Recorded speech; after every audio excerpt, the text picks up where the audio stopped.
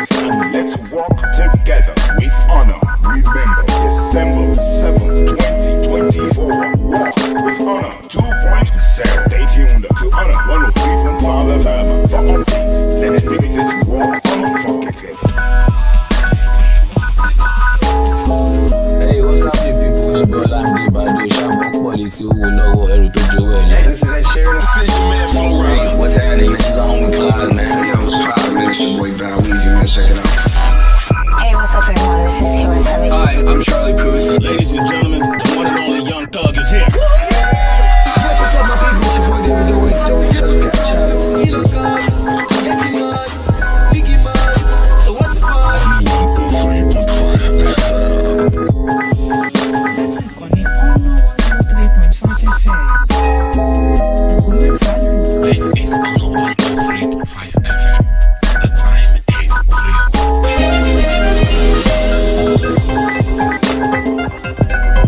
This is the news on Honor 103.5 FM. Honor FM News, accurate, transparent, undiluted. We code it. We bring you the news behind the news. Honor FM News. If it's new, then it's news.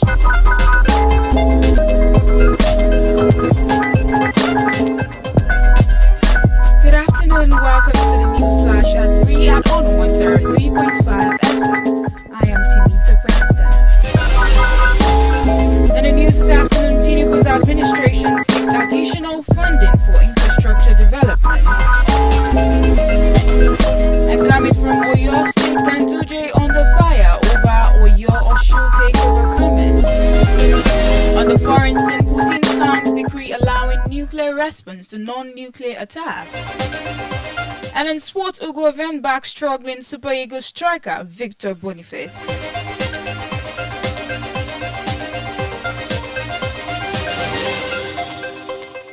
Now the news in detail. President Bola Tinubu has formally requested the National Assembly's approval for a fresh external borrowing plan totaling 1.767 trillion naira as part of the 2024 Appropriation Act. This new borrowing plan is an addition to the previously approved 2022 to 2024 external borrowing plan, which included $7.8 billion and 100 million euros. The president's request aims to finance critical infrastructure projects and support the country's economic development. This is part of the administration's efforts to address Nigeria's infrastructure deficit and promote economic growth in key priority areas, including defense and internal security, human capital development, and investment in renewable energy sources.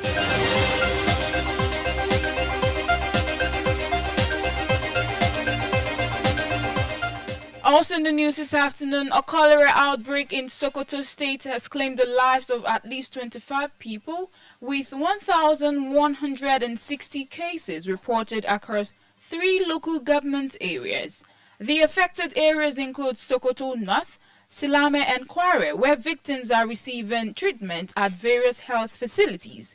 According to the State Commissioner for Health, Dr. Asabe Balarabe, who disclosed that the outbreak had been confirmed through laboratory tests. 15 active cases are currently being treated, and the state government is taking proactive measures to contain the spread of the disease. The government has distributed free medications to all 18 local government areas as part of the response. This move aims to curb the outbreak and further prevent casualties.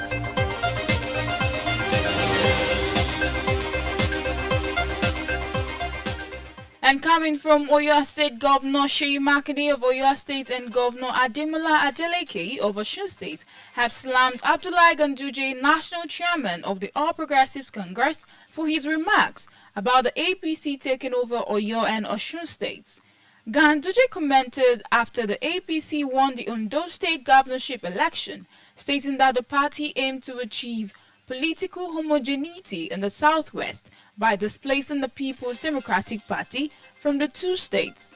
In response, Governor Makinde described Ganduje's assertion as wishful thinking, while Governor Adeleke cautioned him against making anti-democratic statements that could destabilize the Southwest. According to Makede's Chief Press Secretary, Dr. Suleiman Olariwaju, the Oyo State government and the PDP will not surrender the state to the APC. In the foreign news, Russian President Putin has signed a decree allowing Moscow to use nuclear weapons against non-nuclear states if they receive support from nuclear powers. This announcement coincides with the 1000th day of Russia's military offensive in Ukraine and follows the U.S. decision to permit Kyiv to deploy long-range missiles targeting Russian military sites. Kremlin spokesman Peskov clarified that the new policy considers aggression from a non-nuclear state supported by a nuclear power as a joint attack. This stance is seen as a direct response to Ukraine's Western allies, particularly the US. And finally, in sports, Nigeria's Super Eagles head coach Augustine Oguaven has reaffirmed his support for striker Victor Boniface, despite the player's struggles to replicate his club form at the national level. Oguaven acknowledged Boniface's underperformance as a frustration, but emphasized his importance to the team. The coach's comments come after Nigeria's shocking 2-1 loss to Rwanda in the African Cup of Nations Group D qualifier on Monday in Uyo. Despite the loss, Nigeria topped Group D with 11 points, securing qualification for AFCON 2025 in Morocco. Oguaven's continued backing of Boniface suggests the striker will remain integral to Nigeria's plan for the tournament.